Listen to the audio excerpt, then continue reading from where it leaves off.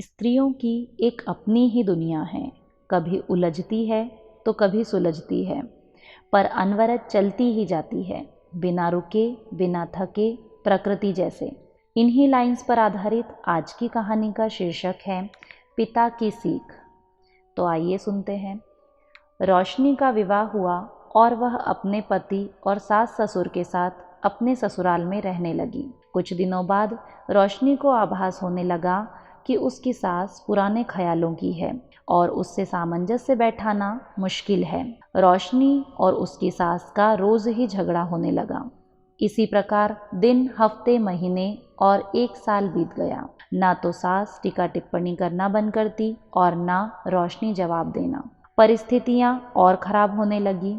रोशनी को अपनी सास से अब नफरत होने लगी थी। रोशनी के सामने स्थिति और बुरी हो जाती जब उसे किसी समारोह में रूढ़िवादी परंपराओं का पालन करना पड़ता और अपनी सास को सम्मान देना पड़ता। अब वह किसी भी प्रकार से अपनी सास से छुटकारा पाना चाहती थी। एक दिन जब उसका झगड़ा अपनी सास से हुआ और उसके पति ने भी उसकी एक न सुनी, तो वह अपने पिता के घर मायके आ गई। रोशनी के पिता डॉक्टर थे। रोशनी ने अपनी आप बीती रो रो कर अपने पिता को सुनाई और बोली, आप मुझे कोई जहरीली दवा दे दीजिए जिसे मैं उस बुढ़िया को दे दूं, नहीं तो मैं उसके रहते ससुराल नहीं जा पाऊंगी। बेटी का दुख समझते हुए पिता ने रोशनी के सिर पर प्यार से हाथ फेरते हुए कहा, बेटी, अगर तुम अपनी सास को जहर देकर मार दोगी तो हम दोनों को थाने और अदालत के चक्कर लगाना पड़ेंगे। हो सकता है हमें सजा भी हो जाए। ऐसा करना ठीक नहीं लगता। लेकिन रोशनी जिद पर अड़ गई। आपको मुझे जहर देना ही होगा। अब मैं किसी कीमत पर उसका मुंह देखना नहीं चाहती। कुछ सोचकर पिता बोले, ठीक है, जैसी तुम्हारी इच्छा, पर मैं तुम्हारे ऊपर कोई संकट नहीं देख सकता। इसीलिए जैसा मैं कहूँ तुम्हें वैसा ही करना होगा। ठीक लगे तो बोलो, क्या करना होगा? रोशनी ने पूछा। पिता ने एक पुड़िया में जहर का पाउडर बांधकर रोशनी के हाथ में दिया और कहा, तुम्हें इस पुड़िया में से सिर्फ एक चुटकी जहर रोज अपनी सास के भोजन में मिलाना है। तभी वह आंतरिक रूप से बीमार और कमजोर होकर 5 से 6 महीनों में मर जाएगी। सभी समझेंगे यह उसकी स्वाभाविक मृत्यु है। पिता ने रोशनी को आगे समझाते हुए कहा, लेकिन तुम्हें बहुत सावधान रहना होगा ताकि तुम्हारे पति और घर वालों को कोई शक न हो और हमारे ऊपर कोई संकट न आए। इसके लिए अब से तुम अपनी सास से झगड़ा करना बंद करना और उसकी सेवा करना। यदि वह तुम पर कोई टिक्का टिप्पणी करती है तो तुम चुपचाप सुन लेना, बिल्कुल भी प्रत्युत्तर नहीं देना। बोलो, कर पाओगी यह सब? रोशनी ने सोचा, 5-6 महीनों की बात है, फिर तो सास से छुटकारा मिल ही जाएगा। उसने पिता की बात मानी और जहर की पुड़िया लेकर ससुराल चली गई। ससुराल आते ही अगले ही दिन से रोशनी ने सास के भोजन में एक एक चुटकी जहर मिलाना शुरू किया। साथ ही सास के प्रति अपना व्यवहार भी बदल लिया।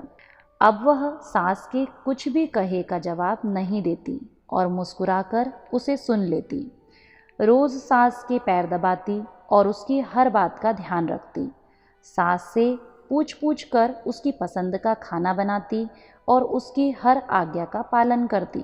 कुछ हफ्ते निकलते चले गए। सास के स्वभाव में भी परिवर्तन आना शुरू हो गया।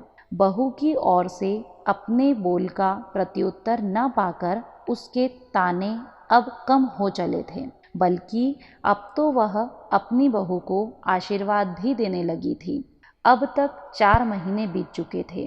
रोशनी नियमित रूप से सास को रोज एक चुटकी जहर देती रही थी, परंतु घर का माहौल अब बिल्कुल बदल चुका था।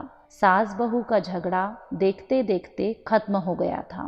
पहले जो सास अपनी बहू की बुराइयां करती नहीं थकती थी, अब वह आस पड़ोस और रिश्तेदारों से उसकी तारीफों के पुल बांधते नहीं थकती। बहू को साथ बैठाकर खाना खिलाती और सोने से पहले भी जब तक बहू से 4 बातें ना कर ले उसे नींद नहीं आती थी। 6ठा महीना आते आते रोशनी को लगने लगा कि उसकी सास उसे बिल्कुल अपनी बेटी की तरह मानने लगी है।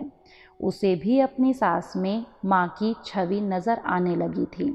जब वह सोचती कि उसके दिए जहर से उसकी सास कुछ ही दिनों में मर जाएगी तो वह परेशान हो जाती थी। फिर एक दिन हिम्मत करके वह अपने पिता के घर दोबारा पहुंची और बोली, पिताजी मुझसे गलती हो गई, मुझे उस जहर के असर को ख़त्म करने की दवा दे दीजिए, क्योंकि अब मैं अपनी सास को मरते नहीं देख सकती। वह बहुत अच्छी है और अब मैं उन्हें अपनी माँ की तरह चाहने लगी हूँ। पिता ठहाका लगाकर हंस पड़े और बोले, जहर? कैसा जहर? मैंने तो तुम्हें जहर नहीं चीनी के पाउडर की पुड़िया दी थी। दोस्तों, हमारे जीवन में हमारे माता पिता के द्वारा दिया गया सही ज्ञान हमें सही दिशा दिखाता है। अगर रोशनी के पिता उसे यह बात सीधे सीधे बताते तो शायद वह कभी अपने ससुराल नहीं जा पाती, परंतु पिता की सीख के कारण जो सामंजस्य बना वह अद्भुत था। दोस्तों, इस मोटिवेशनल स्टोरी से आपको भी कुछ मोटिवेशन मिला हो तो इससे अच्छा और कुछ नहीं हो सकता इस प्रिया गुरुकुल के लिए। इन्हीं शुभकामनाओं के साथ अलविदा।